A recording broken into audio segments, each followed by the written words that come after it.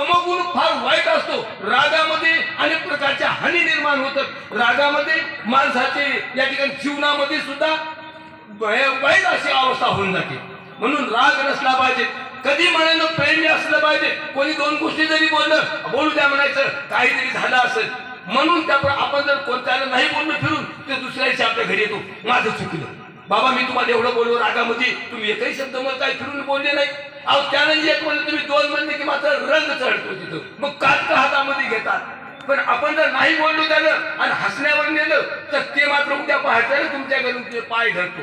म्हणून शांतता ही अत्यंत सर्वात चांगली गोष्ट आहे.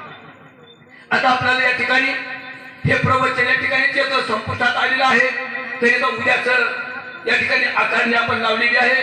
तरी उद्या सकाळी 8:30 ते 9च्या सुमारामध्ये आपल्याला या ठिकाणी आपल्या गणपती बाप्पाचं काहीतरी दान धर्म या ठिकाणी आपल्या सदस्य अध्यक्ष उपाध्यक्षांनी या ठिकाणी ठेवलेलं आहे.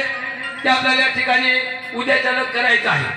तरी सर्व बंधू भगिनींना, लहान मुलांना, सर्व मोठ्या सुद्धा पुरुषांना सूचना की प्रसाद घेतल्याशिवाय कुणी जाऊ नये. सकाळी 8:30 ते 9 पर्यंत असं या ठिकाणी याचा आपल्याला खिचडीचा प्रोग्राम या ठिकाणी ठेवण्यात आलेला आहे. तरी सर्वांना सूचना.